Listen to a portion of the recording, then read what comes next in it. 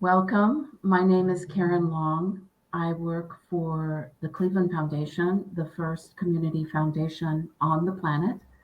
I am so happy to be here with you today to talk about restoring community power in journalism to sustain democracy. Those lofty ideas are going to be put on the ground with a case study in Cleveland, but most importantly, by people who have executed on the ideas here. I'd like to introduce now Dale Anglin, who is Vice President for Programs at the Cleveland Foundation and has championed and strategized the work here for several years. I would like to introduce Michael Willett, who is the Senior Vice President, Strategies and Startups for the American Journalism Project, the entity in New York without whom we wouldn't be here.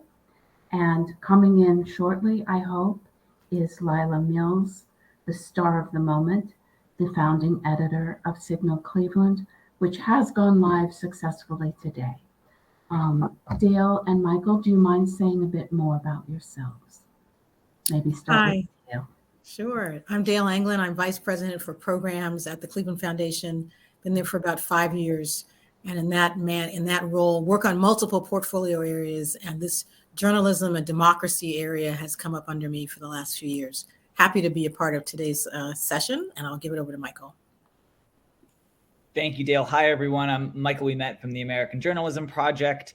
The American Journalism Project is a national venture philanthropy organization that helps grow and build nonprofit local news organizations. And we've been really honored to partner with many in the Cleveland area, including the Cleveland Foundation, for the last couple of years, culminating today with the very exciting launch of Signal Cleveland.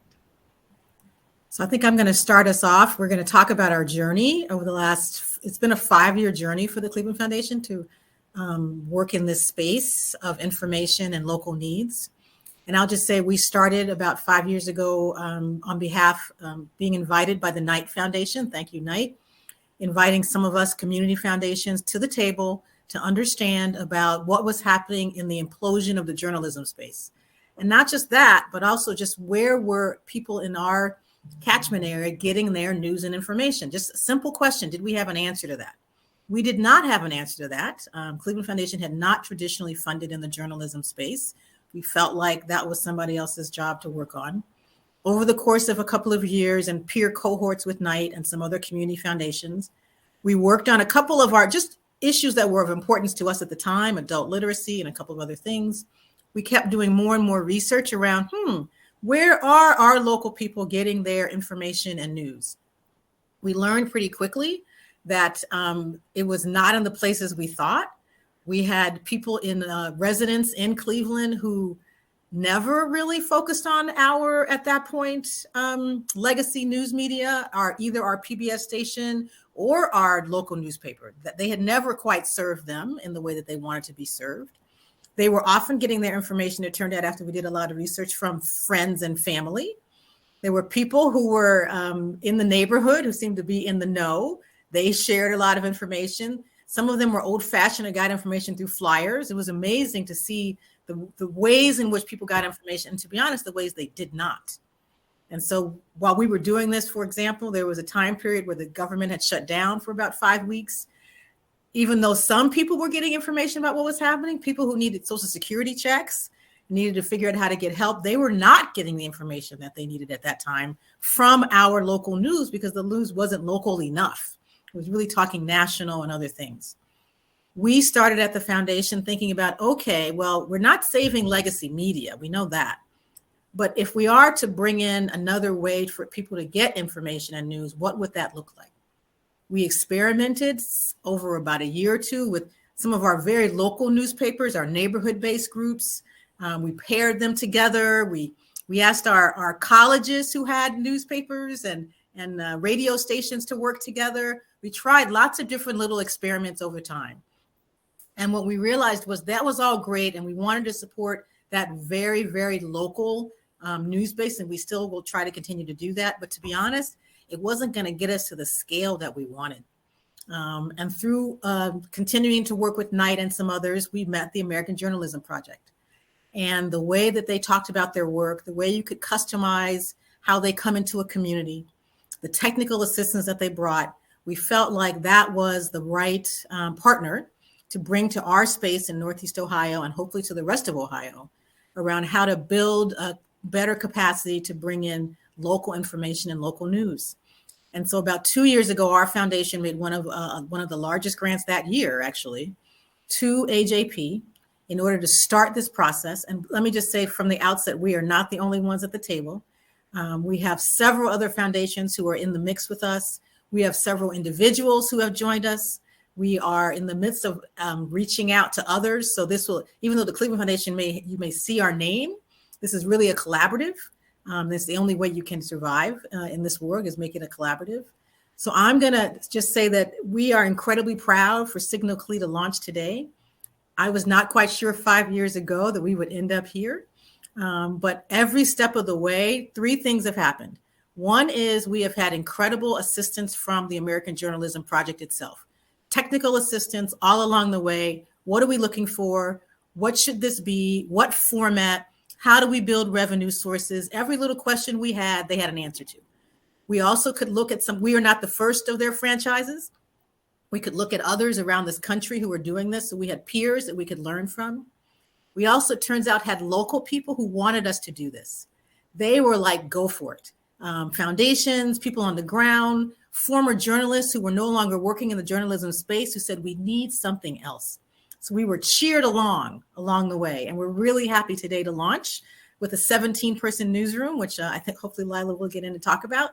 And Michael can talk a little bit more about how AJP is working across the country to bring this. And let me say one last thing. While all this was happening, the rest of the world was happening in the US. We saw all of the things that were happening to our democracy over the last 4 years. It just built the case for us to do this. We know that when people talk locally, they find better ways to see each other, to agree with each other, to have difficult conversations in a pleasant way. You may not always agree, but at least you can have the same problems and the same issues. When you just talk national, it's too hard.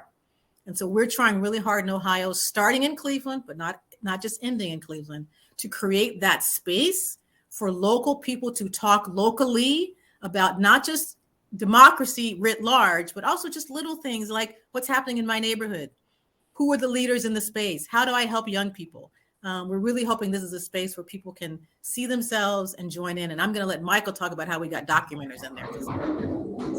Absolutely. Thank you so much, Dale. I think for us, and it's so great to hear Dale talk about the stakes that are involved in local news. I think for many who are not journalism funders, you might ask yourself, is this an area that we should prioritize with our institutional philanthropy? Our argument is yes, and I think you can hear from Dale why we see it as a necessary, fundamental, kind of systems level investment in really every aspect of your community. And at the same time, as Dale mentioned, the rest of the world was happening to us. We're seeing all across the country the commercial business model for local news absolutely fail. 80% or more of the advertising revenue that we relied on for over a century to pay for high quality news and local information has left the local news sector.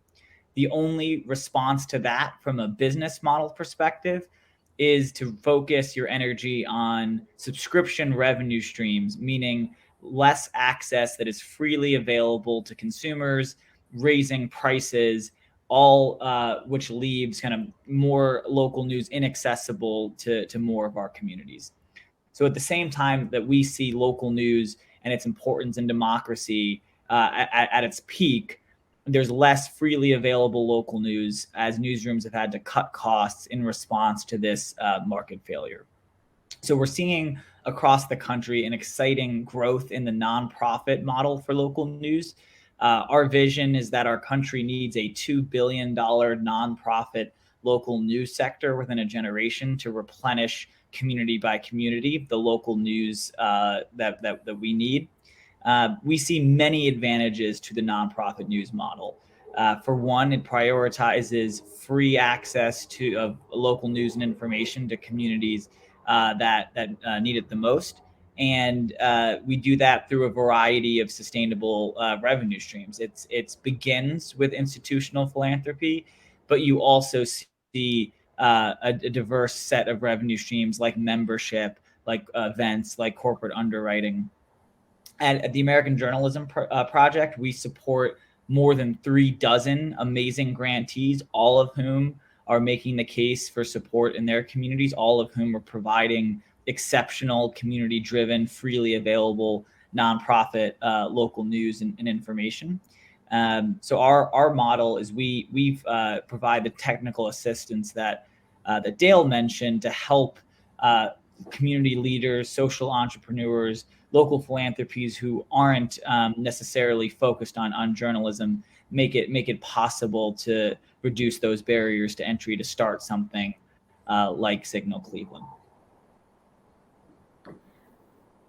Just as the American Journalism Project was essential for us getting off the ground, a organization that's still going great guns in Cleveland but is very young has been essential as well.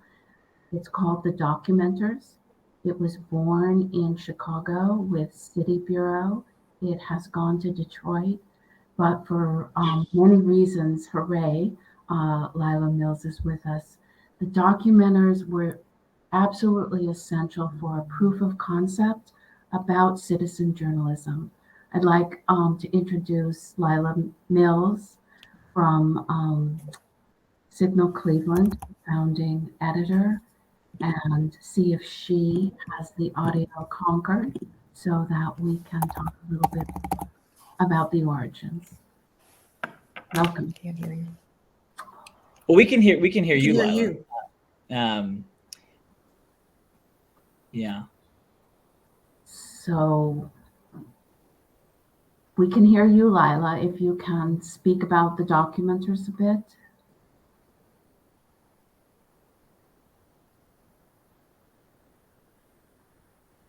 So, and maybe as Lila's getting started, I think one of the most exciting privileges for those of us working in building a new nonprofit local news sector is that while we are aiming to replenish the needed volume of original local news and information that the country has lost as the for-profit sector has declined, we have an opportunity to reimagine a far more inclusive, far more equitable local news media, and really think about how, if our end goal here is really to strengthen our democracy, is civic engagement, is kind of narrative shift, what are the programmatic ways beyond original reporting that our local nonprofits can employ towards that outcome? One of the ways that we're most proud of is a program developed in Chicago by an organization called City Bureau, which is the Documenters program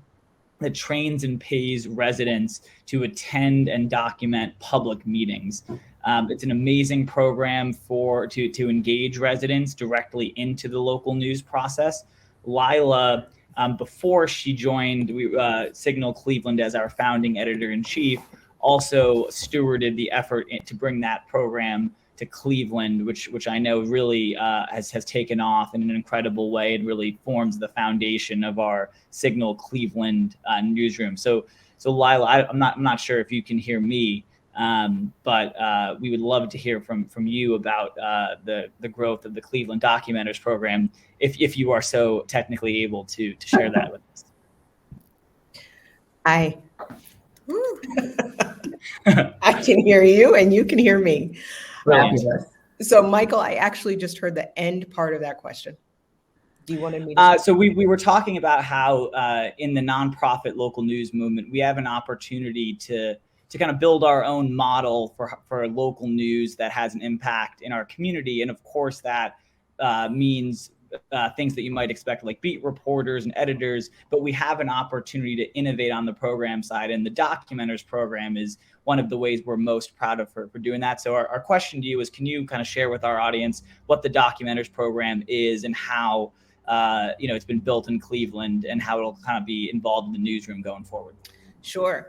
So Documenters originated in Chicago from a nonprofit media organization there called City Bureau.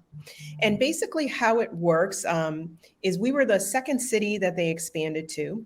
And you're using the technology at documenters.org to allow residents, you're training them, a 1-hour training, to allow them to sign up to document, take notes at a public meeting and be paid to do so. So we call it a civic side hustle. So, you may drive Uber, you may DoorDash, you can do this and you can build your civic muscle at the same time.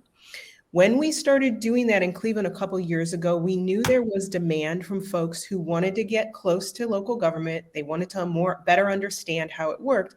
And there wasn't really an easy on-ramp for people to be able to do that.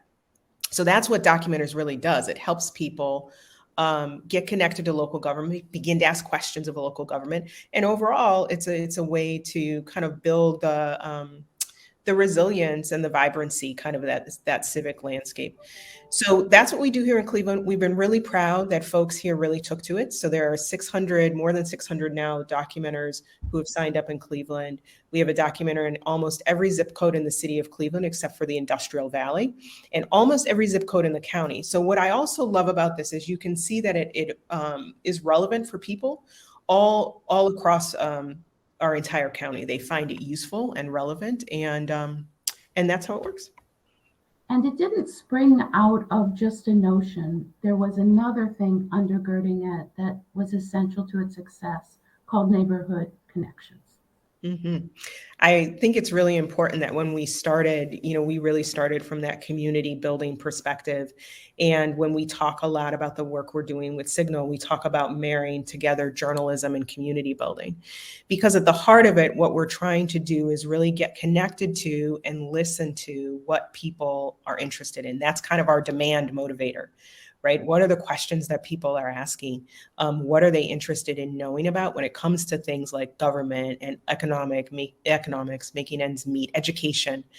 And that's how we layer in our reporting. So the work that Neighborhood Connections has done for the past, well, it'll be 20 years old next year, but for the past 10 years, really building community networks was really essential because it helped us start from a place of trust. And with media, one of the biggest challenges we face is building trust. So we were able to kind of get a leg up by being able to start from the community perspective. And talk about how you're incorporating documenters into the Signal Cle structure. Yes. So I often say that Documenters is at the heart of Signal Cleveland. And so our logo is actually right here. And it's yellow at the center. It's a reference to the Documenters Network, and that which is branded with the yellow. So that community, it's our demand driver, like I mentioned before. That's our connection to what people are interested in and what they want to know. And out of that, they are taking notes. They're showing up every day in the public meetings. And from those notes, every template they're submitting has questions that they're left wondering. So our reporters often use those questions to go and follow up on stories. They may get in conversation with the documenter over time and begin to kind of develop a sense of their own questions or their own approach to the story. I think what's going to make us so unique is how we approach stories and how we source our information. And we have a nifty video that, even though we seem tech challenged in this session, we're going to take a swing at showing you now.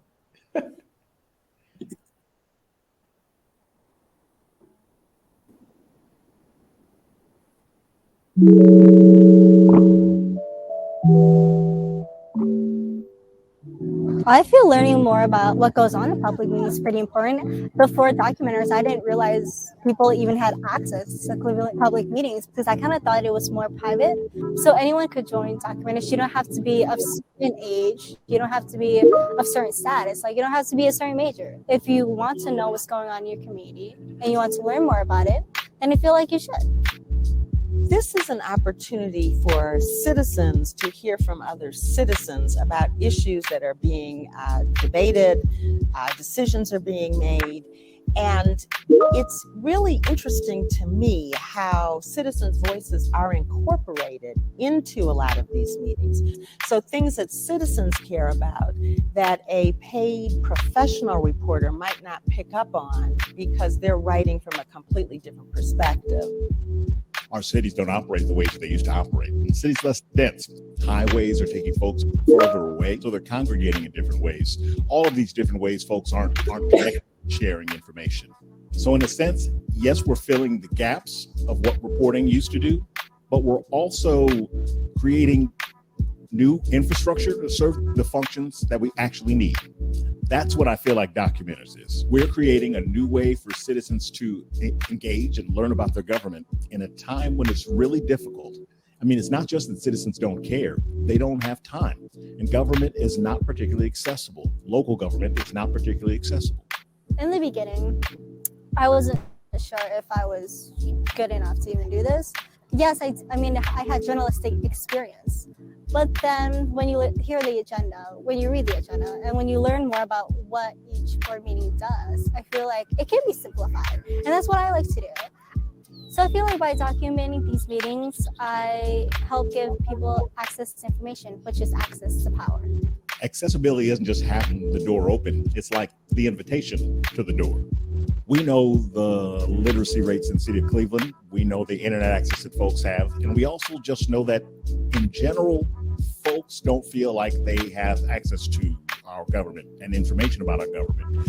And so if we want this to do what we say we want it to do, we need to find ways to make that information more accessible to folks. And that means going on Instagram, and that means finding ways to do things on radio and do things on video. The more people understand how these commissions work and the more they can be involved, the better the outcomes are. If you don't know what's going on, you cannot make informed decisions, you cannot be an effective citizen, and you might not find out until it's much too late that something that you care very strongly about has been decided by people who've never heard your voice in a way that's not going to be positive to you. The thing that I'm most excited about is having the folks who are doing the documenting really have these conversations and begin to talk. Because by attending these meetings, they're picking up all of this civic knowledge and thinking about the ways they can use that in their lives. A civic information system is part of that civic infrastructure. It's how folks talk when they're at the bus stop, or when they're at their union hall, or when they're at the bar, and the information that they share. Community network building is really building those connections. That's the civic infrastructure that I want to be building here in Northeast Ohio.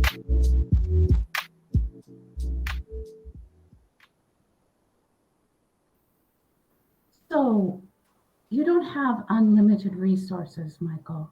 Why Cleveland? I believe this was one of the biggest investments the American Journalism Project has made. It is. It's our largest grant. So we committed $2.5 million to the project.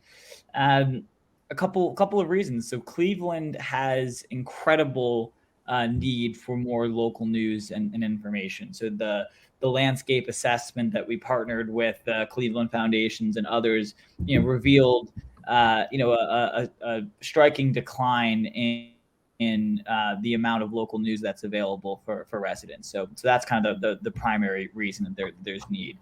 I think secondly, we found in you all and in others an incredible set of partners to work with. That not only was there a need, but there was a viable model that we were confident that with the coalition that we've been working towards and expanding could make a meaningful impact and contribution that not only served residents' needs, but was also sustainable over time, such that we could expand this model not just across Northeast Ohio, which was our original research footprint, but across the state, knowing that there is so much need and that the democracy for residents in Ohio is interconnected, whether you're in Cleveland, Dayton, or in rural Ohio.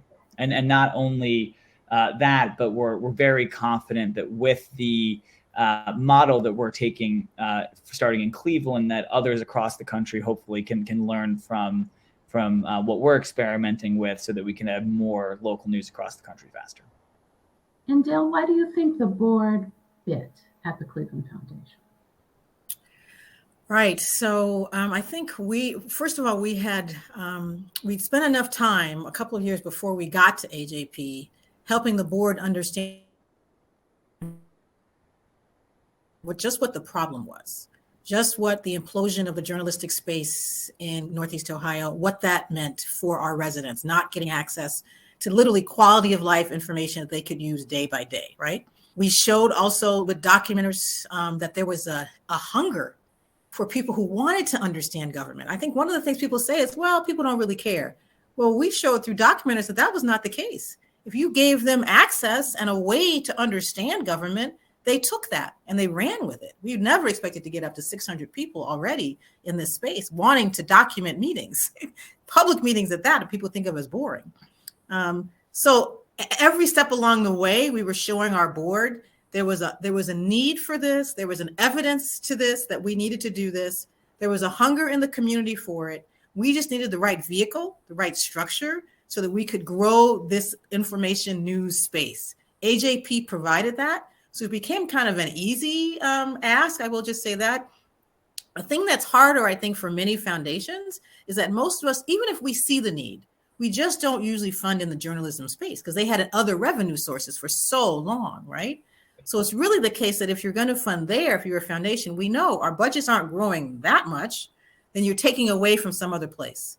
And I think what we came to see over time was when we were talking about our groups that support homelessness, or our groups that support community violence, or our groups that support youth, pick another issue area. When we were talking to residents in the community, the issue that came out a lot was about the lack of news and information. It was one of the foundational issues, no matter what issue you worked on at the foundation.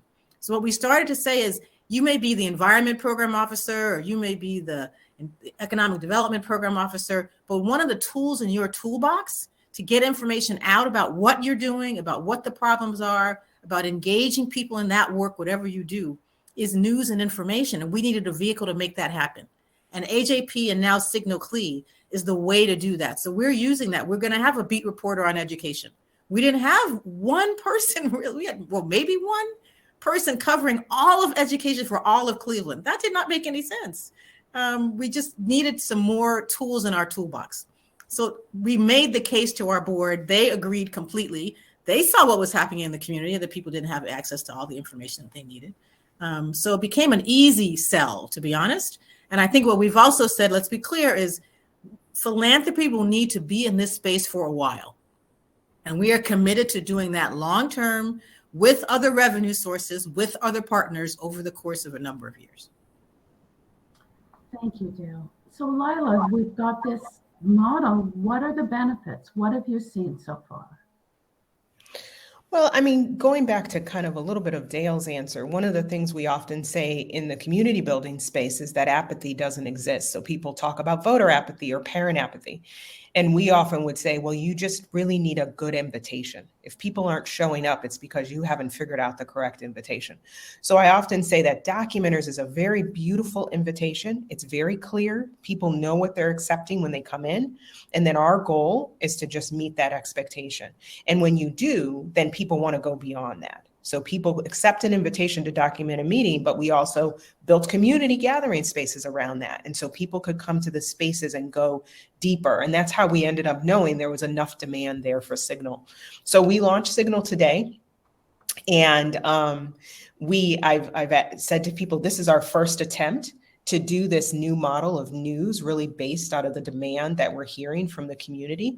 And we will continue to kind of evolve that over time. So we'll layer in audio, we'll layer in social media graphics, we'll layer in outreach and flyers that will go directly to neighborhoods that based on the great reporting that you'll see our reporters did today. So can I give an example of you guys scooping on the CMSD? Sure. I mean, you know, we have hired, Lila has hired quite a range of journalists, from, you know, newer people in the space to journalists who've been around for a long time, veterans. We're so glad that they are willing to join us. And one of those veterans actually scooped everybody else about a month ago when there's going to be a change in our Cleveland Metropolitan School superintendent. Because we just have, but that information is incredibly important to parents. but we didn't really have anybody on the ground, to be honest, to be able to do that work. We now have somebody to do that. And so we're looking forward to things like that being in the news, because it's really vitally important for our residents. I think too, a lot of folks who have joined, I mean, we've got folks who are emerging, who have been documenters, who are now working as reporters, and we've got veterans. And I think everybody is just really excited by the idea of being able to be out in the community, talking directly to people, and making sure that the news and information that's relevant to people gets out as quickly as possible. And let me just say, we still have a number of our local neighborhood newspapers and flyers and entities, our local news station, WOVU. We're going to be partnering with all of them. All of this information is freely flowing amongst us, so we can double the exposure, share the stories, get it out in multiple languages, so that everybody will have access to the information. We want to support the whole ecosystem. Signal Clee is a part now of a larger ecosystem. We know, remember, there used to be, 50 newspapers in some cities? We can add a few more, right? Yeah, hundreds. We can add a few more entities to our ecosystem and to strengthen the entire ecosystem. It's a motto of information wants to be free, finding the ways to do it. So we have a wonderful LGBT publication called Buckeye Flame, and I'm seeing that reporting showing up in other outlets because we're starting to climatize the notion that these stories have many audiences, and it isn't all dog-eat-dog classic journalism competitiveness. The investigative stuff is still there, but there's a lot of things people need to know when their water is turned off. It doesn't matter what outlet they're getting it in. So what's next? It's a really big day for us in Cleveland, but what can we look forward to? I think it's building out the model and getting stronger and getting stronger in our ability to determine what is a text-based story, what is a video story, what's an audio story. I'm imagining that some of the reporting we're going to do is going to be only, you're only going to see it on Instagram. We'll launch some of our work that we're just going to do in one neighborhood of Cleveland, the central neighborhood, later this week. And we're going to do that work starting initially via text and in-person one-on-ones. So it's going to be very interesting for us to learn as we're listening and learning from people in the community what works. Is texting the way to go? Maybe we find out it is. Maybe we find out it isn't, and that it's Instagram. But we'll have a variety of ways that we're going to kind of be listening to people and testing ways of getting news and information out to the community that I think are really exciting. And of course, we want to grow our reach. So people ask me, where do you want to be a year from now? And I say, well, a year from now, we want everybody in Cleveland to know Signal Cleveland is here. And we want people to turn to us if they're having an issue in schools or an issue with local government, to be able to say, oh, I bet Signal Cleveland has done something about that. And source stories for you. Call your reporters and say, have you looked into X? Yeah. And the other thing is we want to expand past Northeast Ohio. You can't focus on just Northeast Ohio. Columbus is important. Our rural areas are important to our state. And so the board of Signal is actively looking at moving into other spaces like Columbus, Akron, down to Cincinnati, some of our rural areas. We do not want this to be something that just lives just in Cleveland. That's not enough for us in Ohio. And Michael, what does success look like from your perch for us? Sure.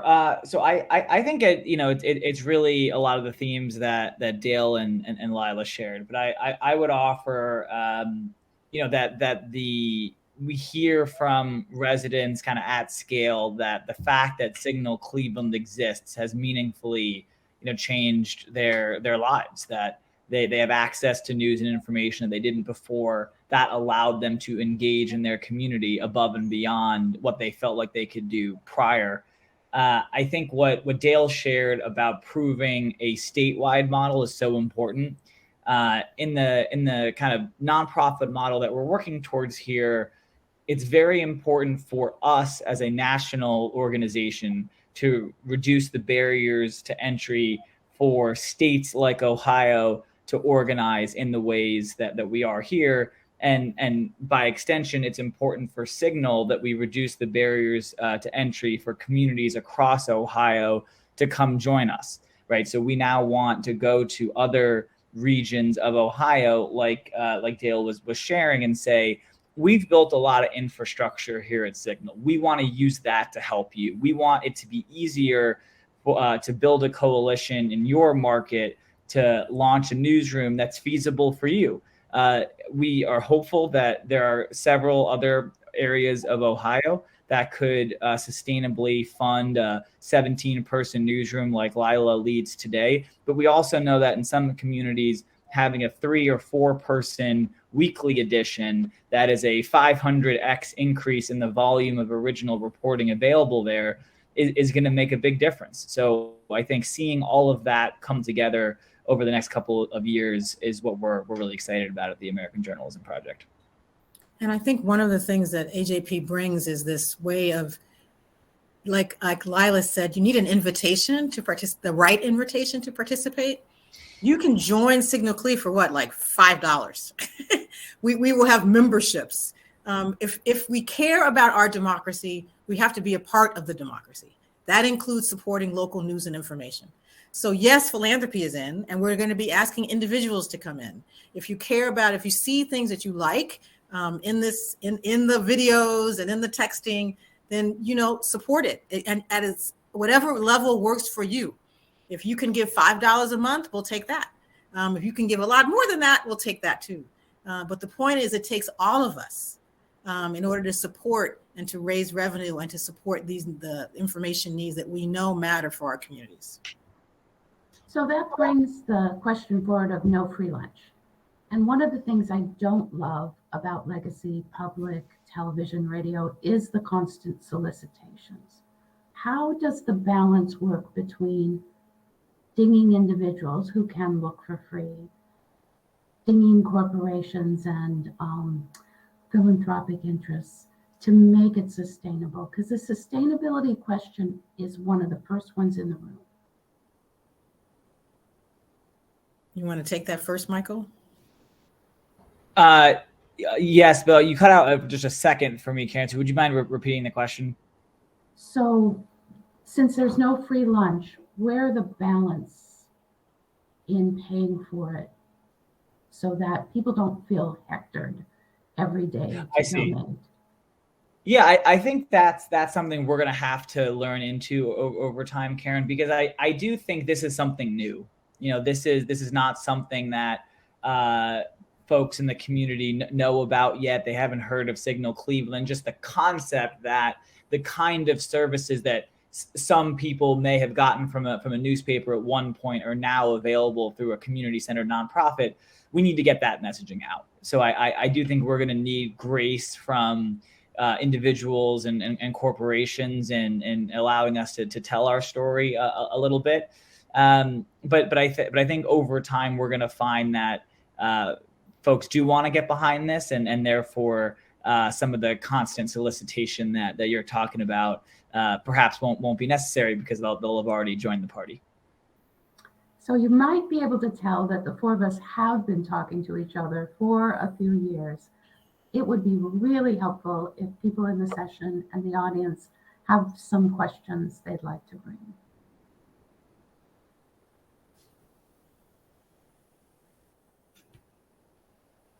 And while we're waiting for those questions, maybe that chestnut of what's been really hard is fruitful to address. Maybe, Lila, when have you been most clutched in your stomach about this process? Oh my gosh.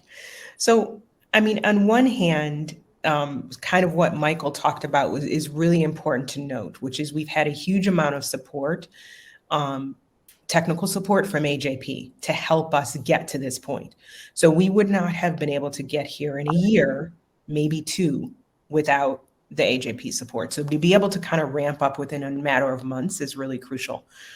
I think right now it's about building culture, and any startup is going to be messy. So we want to try to contain the mess a little bit, right? And I think journalism in itself is a very hierarchical space. So encouraging, trying new things, knowing that you might fail, that they might not work, is kind of going to be a constant thing we're going to be working on.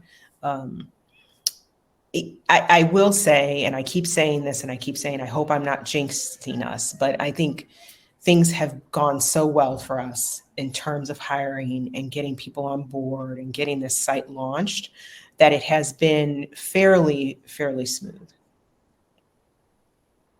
And I think I would just say too that it's a real privilege of this project that we were able to raise, I believe, just under $6 million to start this at the time of announcement. That's grown to between 7.5 and 8 million now. But that was an upfront commitment from philanthropy to build to the talent that we were asking to take this leap with us. And we just think that's so important. So I think you really have to kind of ask yourself, how do you set the conditions for the best mission-driven talent to quit their jobs and dedicate the next chapter of their career to this? And I think I'll embarrass Lila a little to say that the team that she has built, very much including herself, is among the strongest in the country. And I think that shows in the amazing kind of culture and work product they're able to produce so quickly.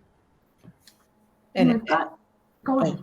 I would throw that compliment back, because I think part of why we were able to attract the talent is the sense that folks had that the commitment was a sustained one, right? People aren't going to leave work and embark on these new chapter of their career if they think it's only going to last a year or two. So we were able to really say there's some sustained commitment behind this that allowed people to make that leap with us. So Emily is asking in the chat, for other communities interested in replicating this model, where is a good place to start? Dale. Ooh, okay. Well, I know your answer, and it's a great. Yeah. My answer is to start with documenters. Well, my answer is twofold. My answer is first to do a little homework. What's the situation in your area? What's the legacy media? Who uses it? Go out and find the people, if there are people, I'm assuming there are, who are probably not. I love my PBS station. I'm a member of my PBS station, but not everybody is. And so who's not being served in your community, and what is that causing? So that's first. And then I would say one of the easy ways to start, because it's also one of the more inexpensive ways, is to start with documenters. Don't start first necessarily with going into a 17-person newsroom. That's a little bit more work, but build the demand for the service. Find the people in your space who already care. I mean, if they care about public meetings, wow. I will just say I was a little skeptical. I don't think I admitted this to Lila the first couple of months. I was like, really? Okay, we'll see how this is going to work. It has been amazing and wonderful to meet the people who consider themselves documenters. They are so diverse. Age, race, location, interests. They just needed the right invitation. I'm sure those people exist in all other parts of the country. And documenters, by the way, is expanding. They got something like $10 million from, I forget who, to expand. Thank you. To expand around the country. So I want to give a real good sense. I mean, it costs us maybe $150,000 a year for documenters. That's not that much. You can find that amongst philanthropies, right? Just to start, just to get your feet wet, and then build the case maybe about a broader sense of information, a structure to support information needs. But documenters is an easy way to go. And I love it. I loved it at one of those Zoom calls, like maybe not even more than 6 months in. I'm listening to a city council meeting, and the city council president is going, we have a documenter here. Let's make sure we're getting this right. They were responding. Government people were responding to this new entity being in the space and doing what should happen, right? Just documenting what's happening, not commenting on it in any way, shape, or form, just letting people have the basic information of this is what was talked about, this is what was voted on, here are the things that they see as issues. It's basic stuff, but it's important stuff that we don't have access to anymore, and we've got to go back to that. So I say start with a little bit of research and documenters. And if I could interject there, Dale, I think I just put my email in the chat. I'd love to talk to anyone who's interested in how to go about this journey. We have done programs kind of like this in 9 markets across the country, and I think really getting together a steering committee of people to say, you know, we might not be journalists or in the journalism funding space, but we see at least at a high level that local news is essential to democracy, and no matter what your philanthropic priority is, making sure there's journalism about your philanthropic priorities has got to be your second priority, is a great place to start. And from there, you can kind of design a process that makes sense for your community. So can I ask a question about headwinds? Because as much of a fangirl as I am about documenters, and as acknowledging how complex our political systems are, we had historically low voter turnout in the midterms in Cleveland. Lila, how are you thinking about that? Well, I think this goes back to that idea that being engaged starts way, way before being asked to vote. So one of the things that when people ask me, well, what's the 5-year win or what's the 10-year win? It's that the more people we can bring into this space of, and maybe you don't want to be a documenter, maybe you want to join us at one of our news clubs for discussion or conversation, you're getting engaged in that civic space. So when the question comes to voting, you're more likely to take up that invitation. But we've got to start way before just, register to vote. Yeah, I will just say we see documenters and Signal Clee at the Cleveland Foundation as one of hopefully will be many more ways to engage the community on a regular basis, not just in an election cycle. It really is about making sure that people feel that they are part of a process, and a process that's fair, and a process that will help them understand what they need to do to just go about their everyday lives. And we're hearing from, it doesn't matter, we're hearing from churches, we're hearing from community groups, everybody's saying the same thing. It's not enough to just do voter registration. That's too far down the line. You've got to do work ahead of time, working with people day to day to help them understand how to fix their own problem and how to help other people fix their problems. And that includes information and news, right? I mean, that's just a part of that process. So we see this as a way to just engage, so that people feel like they're being helped out, because there's just a lot happening right now where it's just hard. So Lila, go ahead. I was just going to say, we talk a lot about relevance and trust. So people have either turned away from news and information, you could say the same thing for local government, because it feels irrelevant or because they don't trust it. So if we can address those two issues, we'll be in a good spot. So you and I go back to the newsroom of the Plain Dealer, the newspaper in Cleveland, and it is exhilarating to be here together, but also a little scary. How has the reception been to Signal Cleveland from the older dogs in town? So far, I think we've gotten a beautiful reception. Now, I have been impressed with how many, going back to the donor question before, with how many regular, everyday Greater Clevelanders have given us money just based on what we say we're going to do. So we just launched today, but we've been talking about this for several months. And I've been thrilled and really, really honored that people will give us $5 because we said we want to do it this way. So it actually just makes me emotional, like how people will show up for us.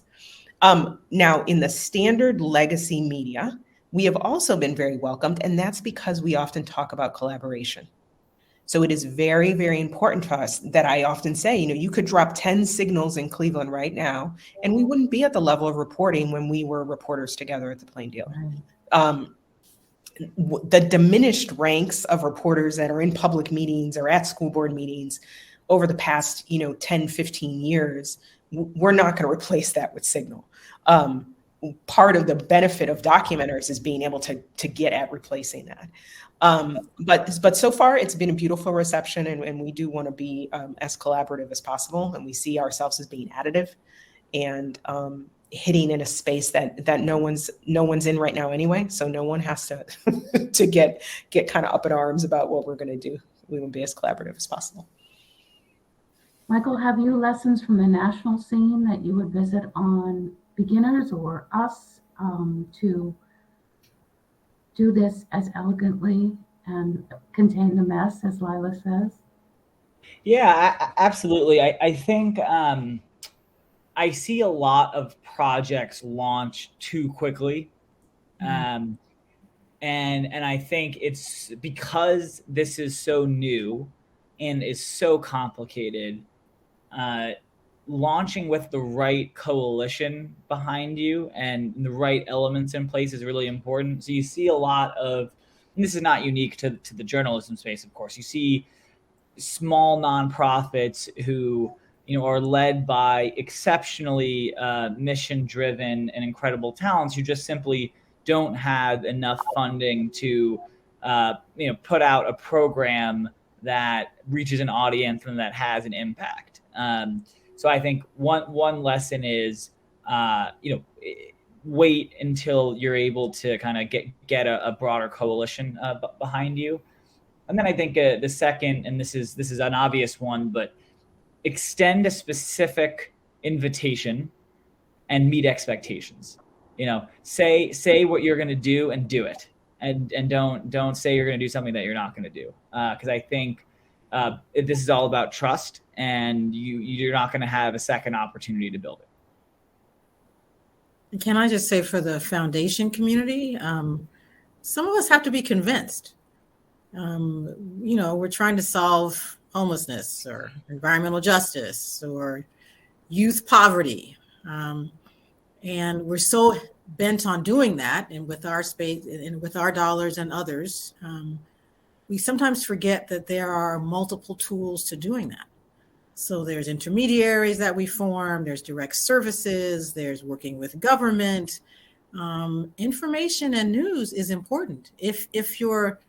So I'm really excited, to be honest, about Signal Clee, because I now have a place to send young people who think about journalism. There was no place to send them. They're reconstituting some of the journalism work within our Cleveland metropolitan schools. They're going to be, learning about documenters and Signal Clee. We have kids who care about these issues. They just haven't had the right invitation in order to learn about them. So that's a way of building new voters, people who are more enthusiastic about our world than some of us adults who are a little jaded. So I just think, I know it is, as someone said, as a zero-sum game. When you give dollars in one space, you have to take it away from someplace else. And I understand that. And what I say to our program team at Cleveland Foundation, and so far that's been well received, is just that this is yet another tool. And this is a tool that deserves some support. Because if nothing else, do your own research. There's lots of reports out there now about what happens when you do not have local news. There is so much less involvement in government. We see it. There's so much less trust. We've got to find a way to bring that back. This is one of the ways to do that. It is just as important as solving homelessness. And so that's I think what founders have to figure out a way to see how to put this into the work that you're doing. It's not instead of, it's in addition to, and we just have to figure out how to make that work. But with us and with, everyday people, citizens who can also give money to the space. Thank you, Dale. And Lila, there's a question for you in the chat. How do you remain bipartisan in your journalism in such a polarized environment? I think it's an easier thing to do when you're focused on local news and information. It's the easier thing to do the closer you stay to that demand environment. What are people actually asking me to do? So the more local you are, the more directly connected to community, it's easier. With the documenters' work, they are trained in their training to just document what is happening. So what time did the meeting start? If they're documenting online and the live stream goes down, note that, note when it comes back up, note if they go into executive session, stay with it, note when they come out of executive session. So the skills they're being taught from documenting are really kind of those factual, documenting what you can show. That keeps it from getting a little bit too over the line into what you may think or interpret, very fact-based. And I think, again, keeping it based on what people want to know, right? One of the first things people asked us when we started doing is, what's an emergency ordinance? Great, we can answer that. And from there, then we can do a public records request that says, well, actually, this actually is, here's what it is. Now, actually, let's look at how often is Cleveland City Council passing ordinance under emergency. Then we found out it was plus 90% of the time. Then we were able to do some reporting that showed how that compared to other cities. And that was useful reporting for residents and for council members who said to us, wow, I didn't know that. I didn't know that we were doing this differently than other cities. So those are things that I think help us keep kind of out of that polarized fray. That is really instructive, to stay close to the idea that the people closest to it have the best questions. Yeah. Yep. And I mean, it goes back to, the joy I get from seeing the diversity in our staff at Signal and in the documenters community. Because all people then are interested in that. And it's so different from the newsroom that you and I occupied. And it's so instructive to have a chance to build something more democratic as opposed to just replace. Right. I see one of the successes. I've been in another place where we had we created a new local news source, and I felt like it was successful a couple of years in, where residents, when they saw something happening, turned to that source and said, can you go investigate this? They trusted them enough. They knew they needed more information, and they trusted those couple of reporters enough to say, you will do a good job. That's when the residents start reporting and saying, I need help. When we get there with Cleveland, when residents and documenters are calling the reporters and saying, look, there's something feels fishy here. Can you go look at that? That tells me there's trust built, right? And then we can move from there. It's almost like steps at a time. It's phases at a time. Let's just start with getting to know one another, which we don't do very well these days. And it can't be a reporter versus, it's a reporter with. We are all in this together, trying to figure out how to build the spaces where we live. Was that Chalkbeat in Newark that you're talking Yes, about? Chalkbeat.